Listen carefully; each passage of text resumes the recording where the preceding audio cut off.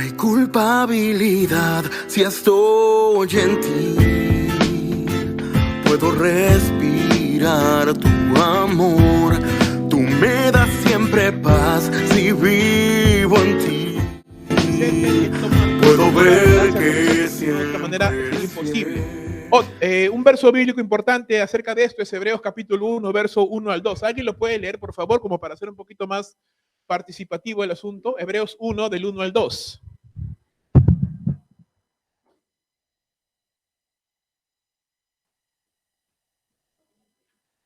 Ya, excelente. Me encanta la iniciativa. No se peleen, hermano, por favor. Ya. ¿Alguien puede leerlo, por favor? Acá está en pantalla, ni tienes que buscarlo siquiera. Perdóname, fue error mío. Ahí está. No, tampoco. Ahí está. Ya. Dios habiendo hablado muchas veces y de muchas maneras en otro tiempo a los padres, por los profetas, en estos posteriores días nos ha hablado por el Hijo. Ya, algo importante que nos dice el escritor de Hebreos es que Dios, ¿cuántas veces ha hablado? Muchas veces. ¿Y de la misma forma? De varias maneras. Dios se ha dado a conocer de varias formas, de varias maneras a lo largo del tiempo. Desde la creación, Dios ha dejado, llamémoslo así, algunos autores dicen, no, Dios ha dejado pistas, Dios ha dejado rastros de Él mismo. Vamos a ver esto. Esto se le llama revelación general. En teología se llama revelación general. Es decir, la forma más común como Dios se ha dado a conocer. De muchas maneras. En primer lugar, por medio de la creación. ¿Qué dice el Salmo 19, perdón?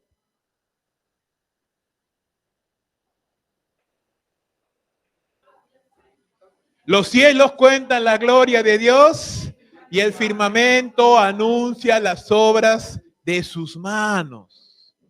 ¿Verdad? Entonces, una de las primeras formas que nosotros entendemos cómo Dios se da a conocer es por medio de la creación. Usted puede ver un documental de History Channel, de National Geographic, de cualquiera de esos. O simplemente métase a la NASA, a la página web de la NASA, y vea fotos, ve imágenes, estas últimas de este nuevo telescopio que ha lanzado para reemplazar al Hubble, y usted va a ver unas fotos impresionantes del universo, de la creación. No tiene que irse tan lejos. Mire simplemente la complejidad de los ojos de una mosca, los diseños intrincados de las alas de una mariposa, cómo se entreteje un embrión en el vientre de la madre, en el útero de una mujer.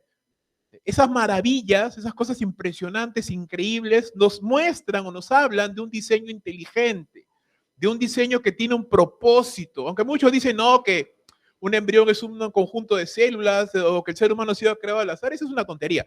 Estamos hablando de diseño, estamos hablando de propósito, estamos hablando de algo diseñado por una inteligencia superior, con un propósito, con sabiduría, con inteligencia. El libro de Job, el libro de Salmos, dice que Dios creó los cielos con inteligencia, fundó la tierra con sabiduría.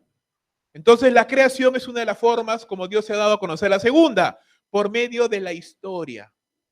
Por medio de la historia. Aunque si bien es cierto, esto lo entendemos los creyentes, podemos saber que la mano de Dios ha estado presente en todos los acontecimientos de la historia. Usted lo puede ver en la Biblia, en la historia de Israel, cómo Dios, por ejemplo, impide que el Naamán, no me acuerdo qué nacionalidad era, pero Naamán, el sirio, ¿verdad? Naamán el sirio mate a los judíos. Dios lo impide. No se menciona el nombre de Dios en todo el libro de Esther, pero Dios está presente ahí. Ahora, la pregunta es, ¿Dios solamente está presente en el pueblo de Israel? No. Él está ahora guiando los acontecimientos de la guerra Rusia-Ucrania, de la caída de la economía mundial, del conflicto China-Estados Unidos. Por supuesto que sí. Dios está presente desde el inicio del tiempo hasta el día de hoy. Dios está guiando los acontecimientos de la historia para enrumbarlos conforme a sus propósitos. Entonces la historia humana también es una muestra de esta deidad, de Dios mismo que está moviendo, guiando los acontecimientos conforme a sus propósitos. Por medio de la personalidad humana.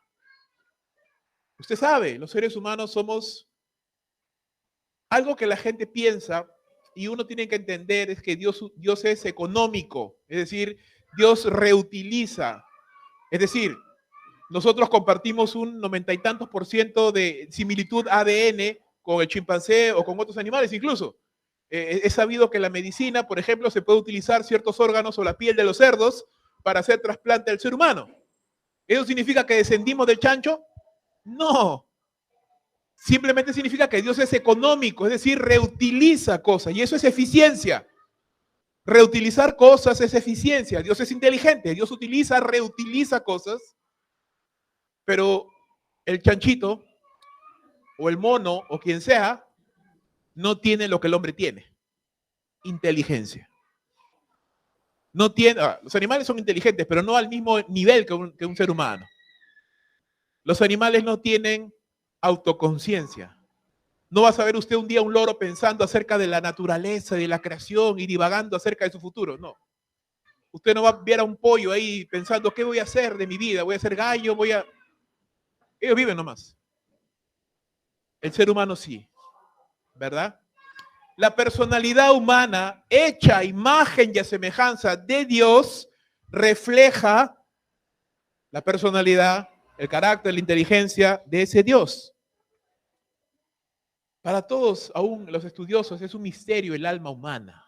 Es un misterio cómo lo físico, lo material, la sangre, los huesos y los tejidos pueden tener vida. Es decir, la vida no solamente es un conjunto de fenómenos bioquímicos que mantienen la existencia. Lo entendí esto cuando vi a mi padre que había sufrido un ACV y estaba en cama postrado, ¿no? en UCI, y no reaccionaba, ¿no? Es decir, su corazón latía, pero ya no estaba. Es decir, su cerebro estaba apagado. Y entendí que el cuerpo no funciona sin alma. Y el alma necesita de un cuerpo. ¿Verdad? Amén. ¿Qué es eso? Si no es destellos de la mente, de la sabiduría de Dios.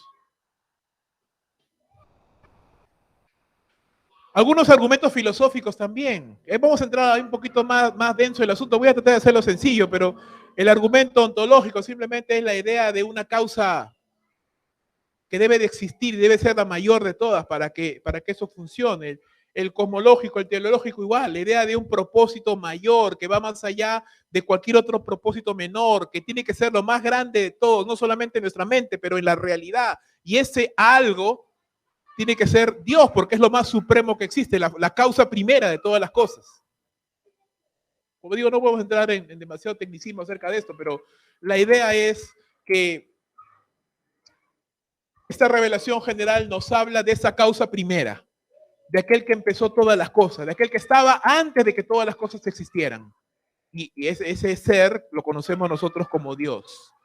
Hay que tener algo claro, que la revelación general nos habla, hermanos, de que existe un Dios, pero no nos dice quién es ese Dios.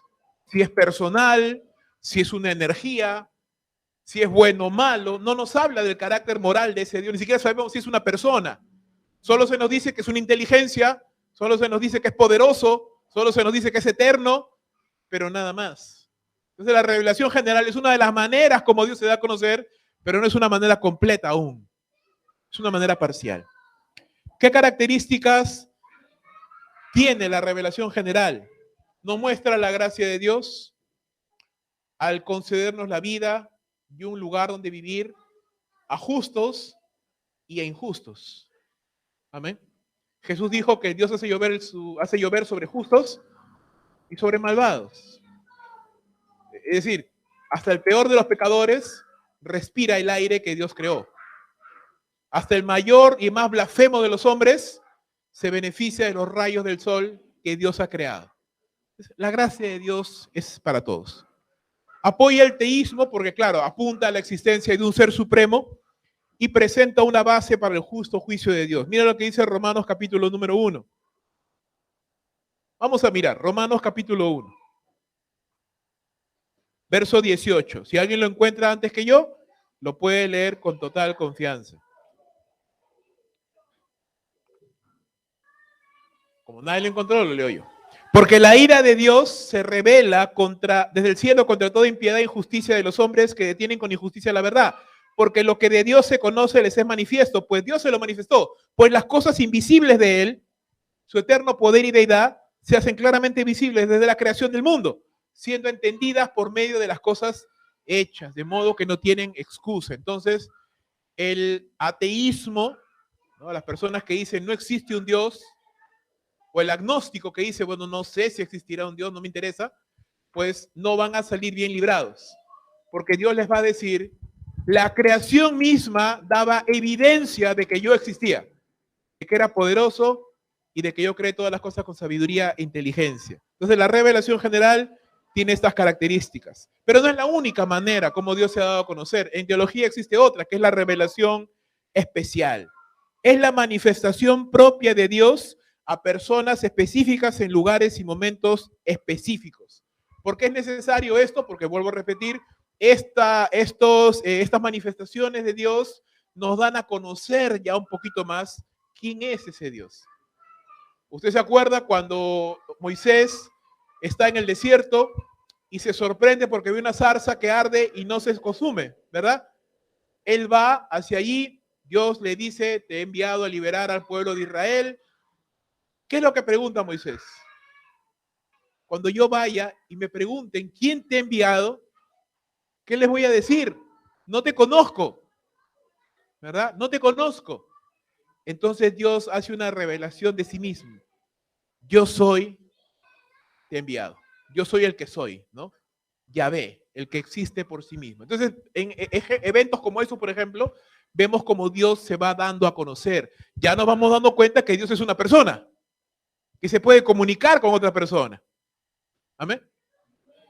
Que tiene un pueblo, que es Israel, que desea el bienestar para su pueblo. Entonces, esas revelaciones parciales de Dios nos va dando una idea de quién es ese Dios. Otra vez, no quiero entrar en tecnicismos, pero la naturaleza de esta revelación es personal, es decir, Dios se revela por medio de relaciones con otras personas. No es un Dios impersonal, sino es un Dios personal que habla y trata con personas. Hay una naturaleza antrópica, que es esto, quiere decir que Dios se relaciona en forma de ideas y palabras que el destinatario puede entender. Es decir, Dios no se revela de una manera críptica, misteriosa, que solamente unos cuantos iluminados pueden entender y todo lo demás tenemos que esperar ahí que salga el iluminado para que nos diga qué dijo Dios. No. Dios se revela en palabras y en ideas que usted y yo podemos comprender, que cualquier persona puede comprender. Entonces, no lo hace difícil el Señor, sino que se relaciona, se revela a nosotros de esa manera. Ahora, en esta revelación especial vemos varias formas, varias maneras. Por ejemplo, señales y milagros, que nos hablan del poder de Dios, que nos hablan de que Dios puede incluso cambiar las leyes de la naturaleza como Él quiere. Él puede abrir el mar rojo, a pesar de que eso es imposible físicamente, Él lo puede hacer. Él puede caminar por el lago, ¿verdad? Por el lago de Genezaret, el mar de Galilea. Él puede caminar contra todas las leyes de la física. A ver, intente hacer eso, no puede. Pero Jesús sí pudo hacerlo. ¿Por qué? Porque Él es Dios, pues. Entonces, ahí aprendemos ¿qué cosa? Que Dios está por encima de su creación. Él está por encima de las leyes. Es decir, Él no está afectado. Él no es como nosotros, que estamos afectados por las leyes de este universo. A Él no le afecta la gravedad, a Él no le afecta el tiempo, a Él no le afecta el espacio. Él no está afectado por esas cosas. Esas variables que a nosotros sí nos afectan. Él no, Él está por encima de esas cosas. Y en determinado momento, conforme a sus propósitos, Él puede incluso pausar esas leyes para hacer sus propósitos, como por ejemplo al abrir el mar rojo. O cuando Josué dijo, sol detente en Gabaón y luna en Ajalón, ¿verdad? ¿Qué pasó? Se detuvo. Entonces, Dios pausó las leyes por un momento. ¿Él puede hacerlo? Sí, sí puede hacerlo. Él puede hacerlo. Nosotros no. Jesús dijo, nosotros no podemos hacer crecer ni siquiera un codo en nuestra estatura, por más que deseemos. ¿Verdad? No, Él sí. Él sí. ¿Qué otros medios? Visiones y sueños. Normalmente las visiones y sueños son anuncios del porvenir, ¿verdad? de cosas futuras. Entonces, ¿qué nos muestra eso de Dios? Que Dios conoce el futuro. Una vez más, Él no está afectado por el tiempo. Yo no sé qué va a pasar mañana. Dios sí.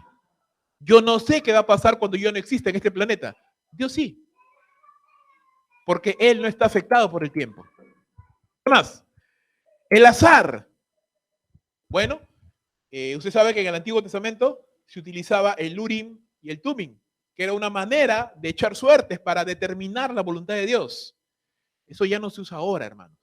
Se usaba en el Antiguo Testamento, porque recuerda, en ese tiempo todavía no estaba la revelación completa. Ahora ya no. Pero aún Dios controlaba el azar. Dice el libro de Proverbios capítulo 12, el hombre tira los dados, pero Dios es el que conoce el resultado de todo eso. Entonces, aún los eventos aleatorios, para Dios no son aleatorios. Él ya sabe qué es lo que va a pasar.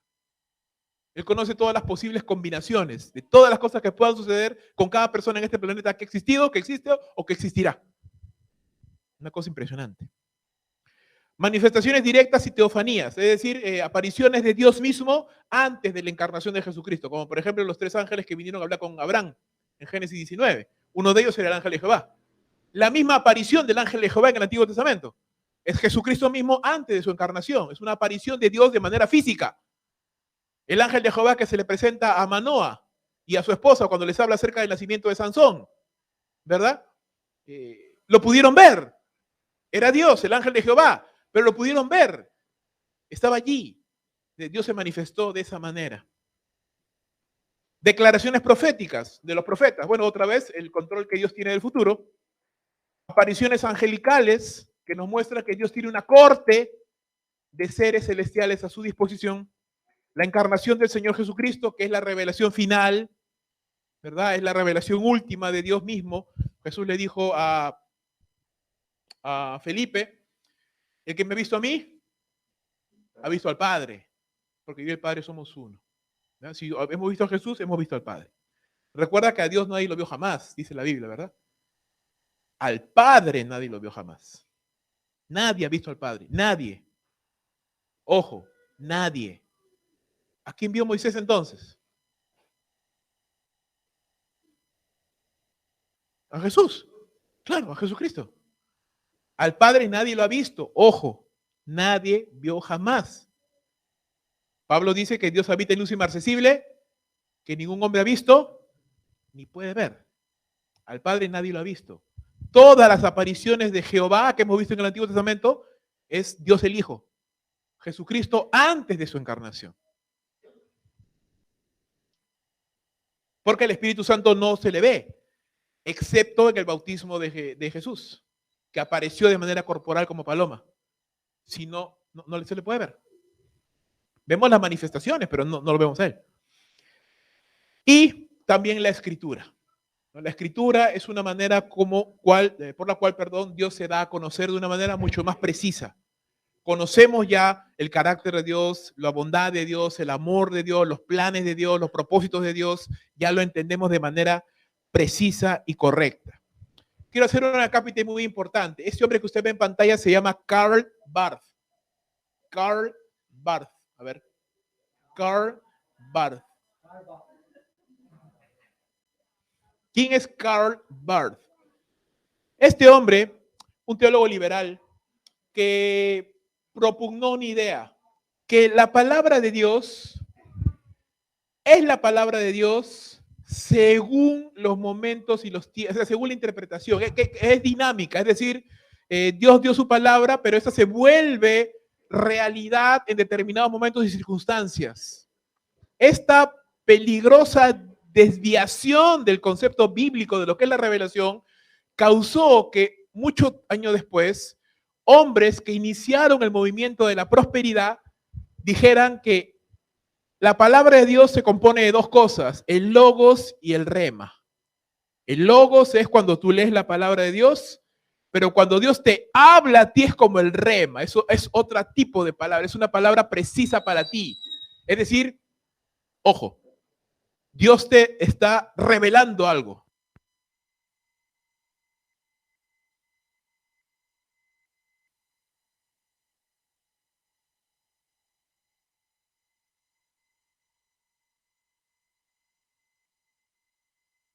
Entonces, tal vez un día yo estoy predicando, estoy estudiando para hacer un sermón y de pronto noto algo increíble que nunca había visto y digo, wow, Dios me está revelando algo nuevo.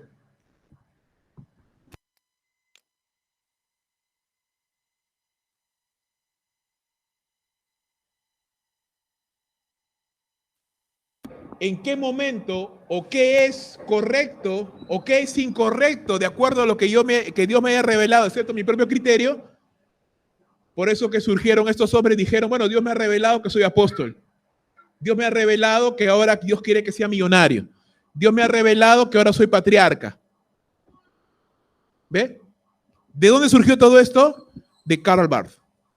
Claro, él no tenía la intención, pero él tergiversó un poquitito el concepto de revelación. Hermano, la revelación no es dinámica. No es dinámica. Es estática. Es decir, Dios, habiendo hablado, y lo dice claramente, de muchas veces y de muchas maneras, ahora nos ha hablado por el Hijo. Punto cerrado.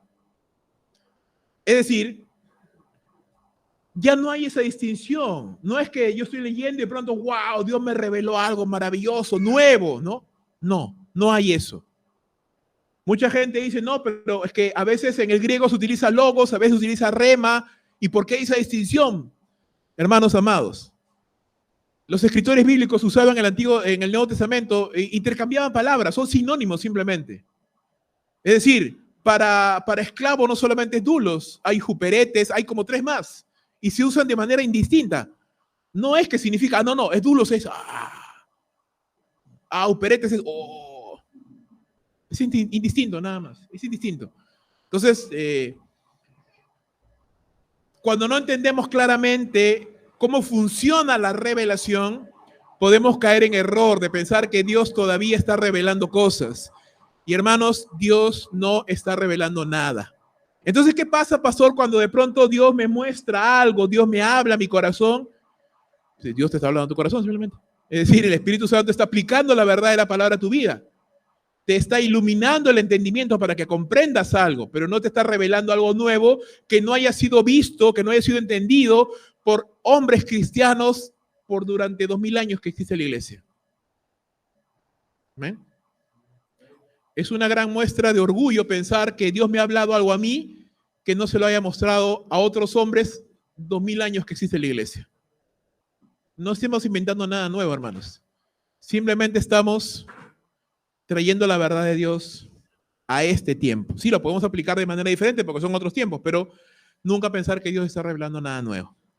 Ahora, la revelación es el mecanismo por medio del cual Dios se da a conocer. Ahora, la inspiración es, estoy hablando mal. La revelación es el acto de Dios de darse a conocer y la inspiración es el mecanismo como Dios lo hace. Es decir, gracias, mi hermano. ¿Cómo Dios se da a conocer? Nos mandó una revista por medio de Ángeles, editorial Angels. No. Editorial Tercer Cielo, no. ¿Cómo se dio a conocer a los hombres? Por medio de su palabra. Usted recuerda el monte Sinaí. El monte está temblando, terremotos, fuegos, truenos, la gente está asustadísima, no quieren acercarse, tienen miedo. Moisés está ahí en el monte y ¿qué hace Dios? Le entrega 2 tablas. Y dice claramente el texto bíblico, escritas por el dedo de Dios. ¿Verdad? Escritas por el dedo de Dios. Pero eso no es toda la Biblia. Es más, esas tablas se rompieron. Moisés las rompió de cólera. Dios les dio otras tablas luego a Moisés. Pero ¿dónde están esas tablas? En el arca. ¿Y dónde está el arca? Ve tú a saber, yo no sé. Si sabes, me cuentas. Yo no sé dónde está el arca. Nadie sabe, hermano, está perdida. ¿No has visto el arca perdida? ¿Y por qué crees que se llama porque está perdida, hermano? Nadie sabe dónde está. Está perdida, nadie sabe dónde está. Pero Dios se dio a conocer inspirando a hombres para escribir diferentes libros, 66 en realidad, a lo largo de muchos cientos, miles de años, aproximadamente 40 escritores humanos, que luego fue compilado en lo que nosotros conocemos como el Antiguo Testamento, 39 libros, Nuevo Testamento, 27, a lo largo de los años. Según de Timoteo 3:16 nos dice que toda la escritura es inspirada por Dios. También nos dice que según de Pedro 1:21 que la profecía nunca fue traída por voluntad humana, sino que los santos hombres de Dios hablaron siendo inspirados por el Espíritu Santo. Entonces, vamos a hablar un poquito acerca de esto, de la inspiración. Mira lo que dice el profesor Rodney Decker y Moisés Sumaeta. La inspiración es el resultado directo del trabajo del Espíritu de Dios, por el cual guió los pensamientos de los autores y escritores a seleccionar las palabras precisas necesarias para expresar correctamente la verdad que Dios quiso comunicar, mientras que al mismo tiempo reflejaban su propia personalidad, estilo de escritura, vocabulario y contexto cultural, garantizando así que esta verdad sea grabada, está mal escrito, grabada con B labial, de manera precisa, inerrante e infalible. ¿Qué quiere decir? Que Dios inspiró, y ahorita vamos a ver qué significa literalmente esto, Dios inspiró a hombres para que ellos pudieran registrar palabra por palabra todo lo que Dios quería que se registre, respetando la personalidad, los conocimientos y la forma de escribir de cada uno de los autores. Por eso cuando usted lee Marcos, es diferente que cuando usted lee Mateo. O cuando usted lee Juan, es muy diferente a las epístolas de Pablo. O cuando usted lee al escritor de Hebreos, es completamente diferente a que usted leyera Amós, que es muy sencillo.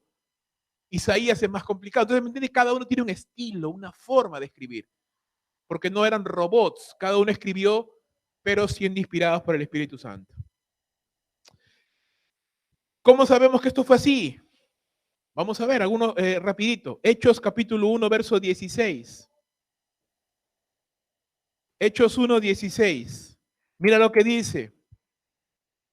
Varones hermanos, era necesario que se cumpliera la escritura en que el Espíritu Santo habló antes por boca de David acerca de Judas.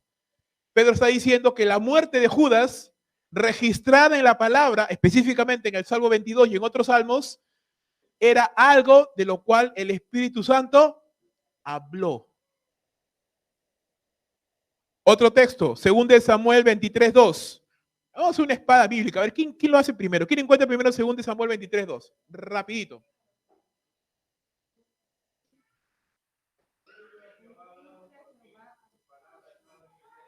Ajá, ¿verdad? Dice, el Espíritu de Jehová habló por mí y su palabra está en mi lengua. Entonces David era consciente de que lo que él estaba escribiendo era guiado por el Espíritu Santo. El Señor Jesucristo, vamos a ver solo uno de estos pasajes, Mateo 5, 17 y 18.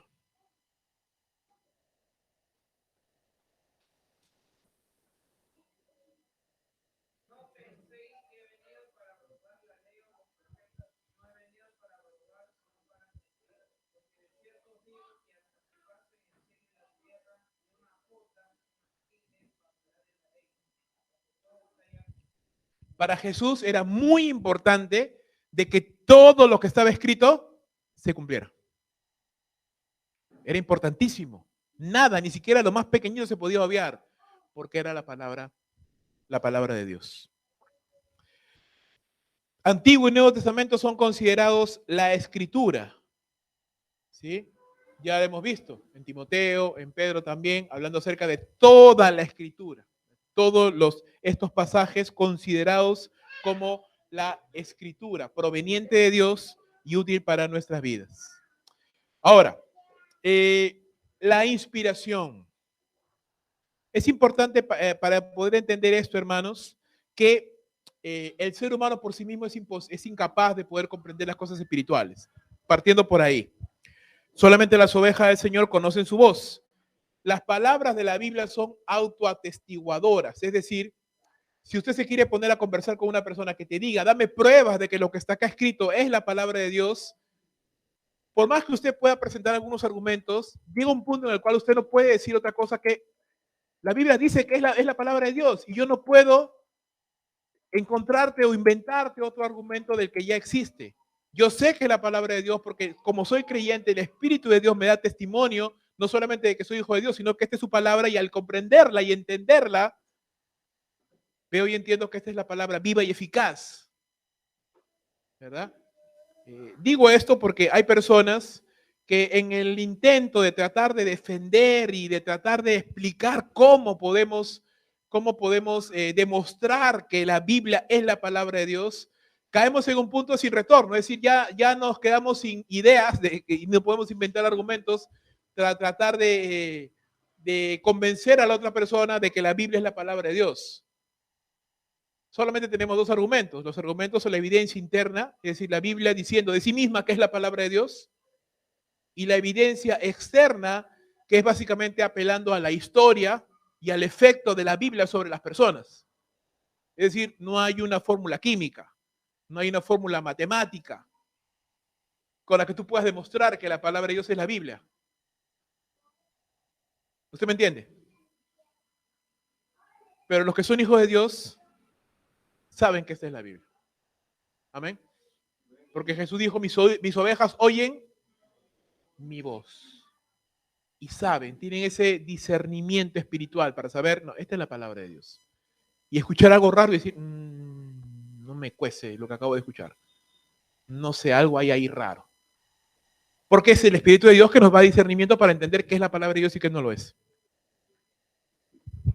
Creer que la Biblia es la palabra inspirada por Dios, por cuanto así lo afirma, no solamente es objetivo, sino razonable y lógico.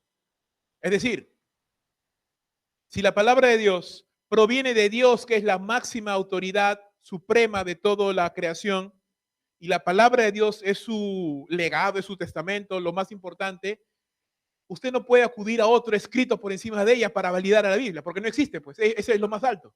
¿Usted me entiende lo que estoy diciendo? ¿Sí?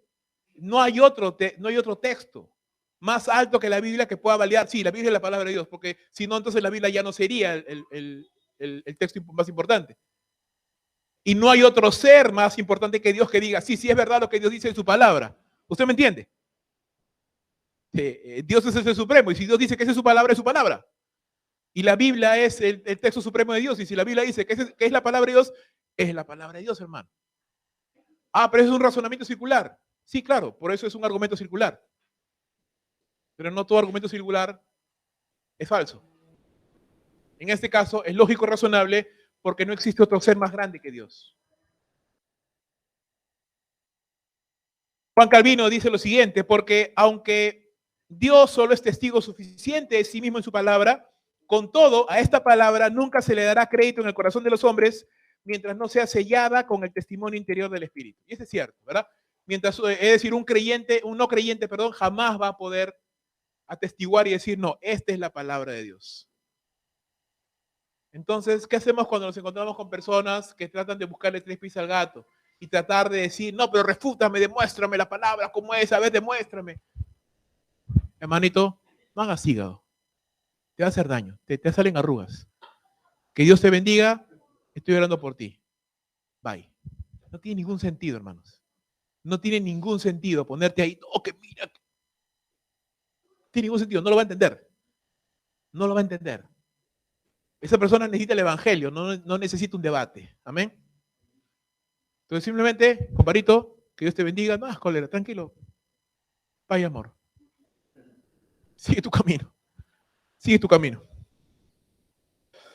Hay algunas teorías que tratan de explicar cómo ha sido la palabra de Dios inspirada. Uno dice la inspiración natural. Ya, esta definitivamente no creemos en esta, porque simplemente esta teoría dice que los escritores bíblicos eran genios, ¿no? Eran personas muy inteligentes, que se inventaron todo, es decir, que escribieron ellos mismos, no había ninguna injerencia sobrenatural. Eso es falso, pues, hermanos, ¿no? ¿Quiénes piensan esto? Por ejemplo, parte de la Iglesia Católica piensa en esto. Porque ellos piensan, por ejemplo, que Génesis 1 al 11, que son mitos. Son mitos. Para ellos Adán y Eva no son personajes reales, son mitos. Son fábulas que fueron escritas para tratar de dar a entender una metáfora. Se lo inventaron, pues. O sea, decir, Moisés se lo sacó de la manga. ¿Creemos en la inspiración natural? No. Inspiración como iluminación. Es decir, Dios iluminó el entendimiento de los escritores bíblicos, más o menos guiándole, pero no solamente una guía nada más, como que te guía, ¿no? Creo que voy a hablar de esto, pero ya tú mismo lo escribes. Tampoco creemos en esto. Inspiración gradual, quiere decir, es muy parecida a la parcial, en ambas quiere decir que no toda la Biblia es inspirada, sino algunas partes nada más. Y otras, no es inspirada por Dios. Por ejemplo, cuando Satanás habla, o cuando muchos piensan hay aparentes incoherencias o errores, entonces eso no es inspirado por Dios. Producto de la manipulación del texto bíblico a lo largo de los años. Entonces la inspiración es gradual, es parcial, no es completa. Hay cositas ahí que no hay que tener cuidado. Los teólogos liberales, cuando comenzaron en este tema hace ya un siglo atrás más o menos, comenzaron a investigar, comenzaron a darse cuenta, según ellos, de que Moisés no había compuesto, por ejemplo, el Pentateuco, sino que parte nomás lo había compuesto y parte había sido compuesto mucho tiempo después. Y dijeron, bueno, entonces si la Biblia no es lo que dice que es y si Moisés no es el verdadero autor, nada es como dicen que es. Y comenzó a surgir de esa rama toda una teología liberal que al final termina diciendo, la Biblia es un buen documento histórico, religioso, pero no es exacto, no es preciso. Y no podemos confiar que lo que tenemos en las manos es la palabra de Dios. Cuidado. Entonces, eso nos lleva a una reflexión, como a veces pequeños pasos, ¿verdad?, nos van alejando mucho de lo que realmente es la enseñanza bíblica. La inspiración personal como un dictado. Es decir, Dios les dijo exactamente todo lo que tienen que escribir. Y los escritores humanos entraban en trance y escribían siempre, en éxtasis, ¿verdad? Y escribían todo lo que Dios quería que escribieran. Tampoco creemos en eso, porque si no, entonces la Biblia sería plana, es decir, toda tendría el mismo estilo, toda tendría la misma forma, no habrían géneros literarios, no habrían figuras literarias, todo sería plano, porque todo se habría escrito de la misma manera. Y no es así, tampoco creemos en que la inspiración sea un dictado. Sí creemos en la inspiración verbal y plenaria. ¿Qué significa esto? La inspiración verbal. Dios inspiró, Dios guió, Dios movió los pensamientos y los sentimientos de los escritores bíblicos para colocar, y es verbal, para colocar todas y cada una de las palabras que Dios quería que estuvieran. Pero respetando, vuelvo a repetir, el estilo y la escritura y la personalidad de cada uno de los escritores. Y a la vez es plenaria, porque es toda la escritura. Aun cuando Satanás habla en el desierto a Jesús, sí también. Toda. Aun cuando Pablo cita a Anaxágoras, un poeta cretense, cuando dice los cretenses, malas bestias, glotones ociosos, sí también. O cuando Judas cita el libro de Enoc, que ni siquiera es un libro canónico, sí también. Todo lo que está escrito, todo es inspirado por Dios. Todos y cada una de las palabras que están ahí escritas en la Biblia son igualmente inspiradas por Dios. ¿Hasta ahí está todo claro, hermanos? Listo. Y entramos a la última parte. Entonces, la revelación es el fenómeno por medio del cual Dios se da a conocer. La inspiración es el mecanismo, como lo hace, es decir, usted conoce los milagros, las señales, todos esos son mecanismos también, pero el mecanismo que hablamos, que nos importa ahorita es el de la Biblia. ¿Cómo hace llegar a nosotros la Biblia? Es a través de la inspiración. Hombres a lo largo de los años van escribiendo, obviamente, en papiros, no en computadora, ni máquina de escribir, ni en Twitter, en papiros, ¿verdad? Porque eso es lo que había, en papiros. Usted sabe, los papiros, ¿qué pasa con los papiros? Se deterioran, los papiros no duran. Este papel, póngalo al sol, ¿cuánto dura? Ni una semana y ya perdió el color. Unos cuantos meses ya no hay nada, una hoja blanca nada más. El medio ambiente lo malogra, pues. Entonces, ¿qué hacían los antiguos para poder preservar la palabra escrita? En el Antiguo Testamento, los escribas colocaban un papiro, colocaban otro limpio y comenzaban. Copia. Estricta, eran muy estrictos al copiar y transcribir los textos que se iban acumulando a lo largo de los años del Antiguo Testamento. De tal manera que para los tiempos de Jesús, el Antiguo Testamento estaba ya consolidado, el canon del Antiguo Testamento estaba completamente consolidado, y no solo consolidado, incluso había sido traducido al griego. un grupo de judíos que vivían en Alejandría, donde se fundó la primera universidad del mundo, la Universidad de Alejandría, tradujeron el texto bíblico del hebreo al griego, lo que es conocido como la Septuaginta o la versión de los 70. La versión griega del Antiguo Testamento que utilizó Jesús y los apóstoles para predicar. El Nuevo Testamento no fue tan fácil. Usted sabe la historia.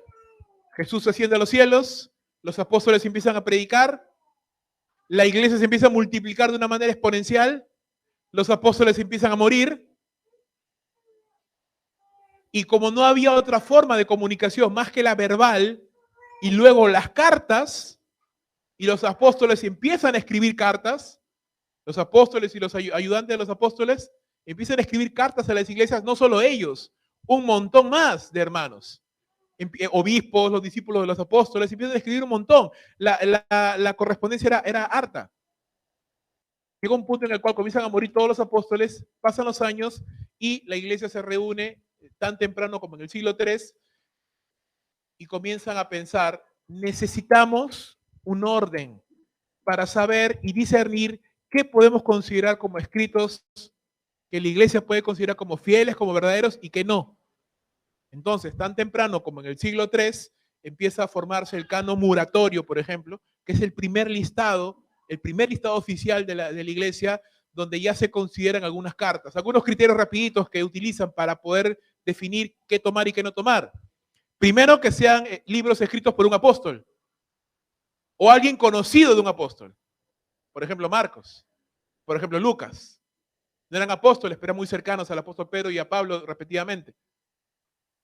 Tercero, que sean de amplia aceptación por la iglesia. Es decir, que toda la iglesia reconozca que sí, son textos fidedignos.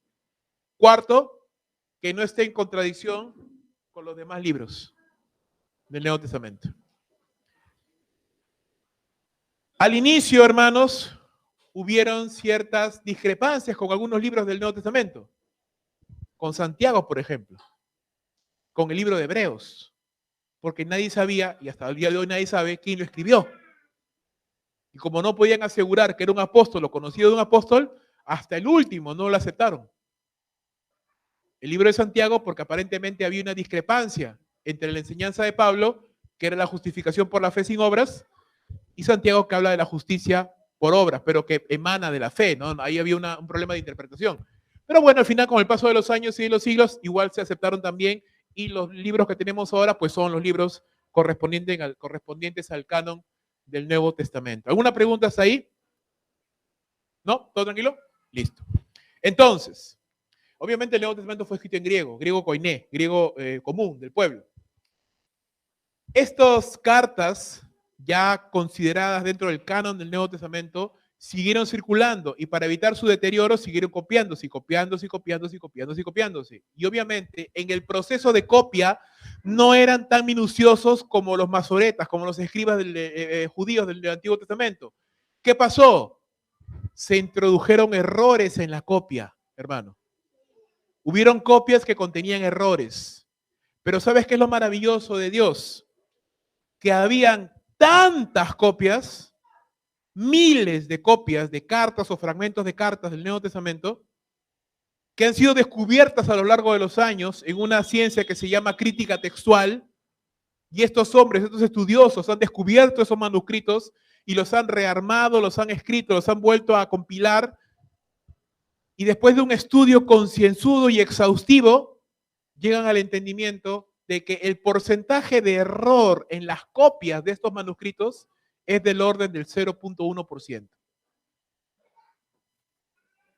Estamos hablando de más de 25.000 copias manuscritas del Nuevo Testamento, de partes o de fragmentos o de completo. La Ilíada de Homero, por ejemplo, usted conoce la Ilíada de Homero, ¿verdad?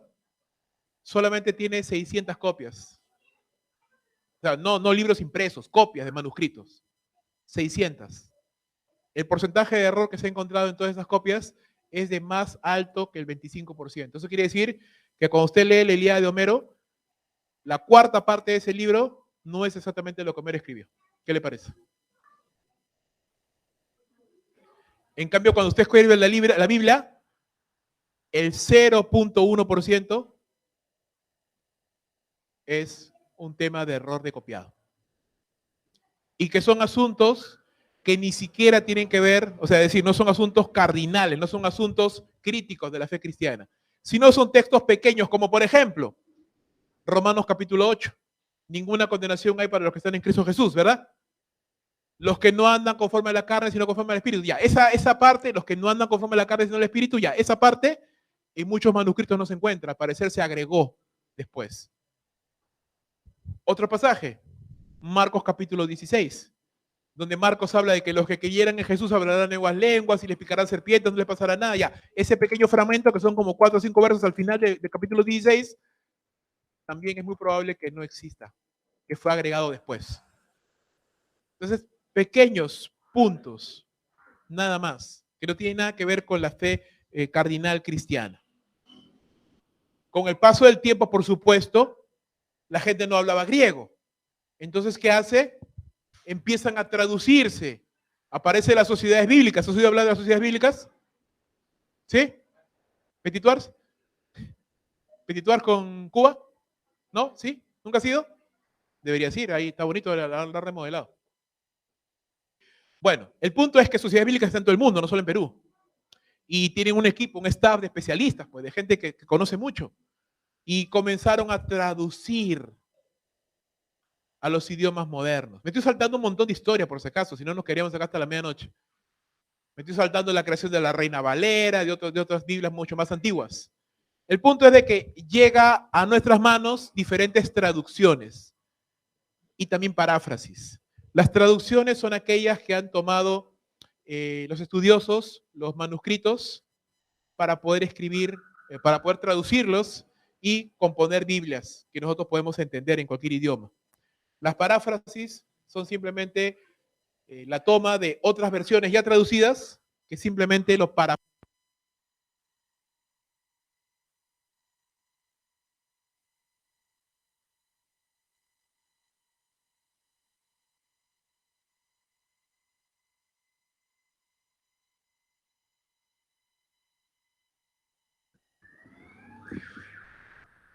Una de las implicaciones de la inspiración, es decir, de entender que la palabra de Dios proviene de Dios, es que es perfecta, es inerrante, es infalible. Eso quiere decir que no tiene error, no falla.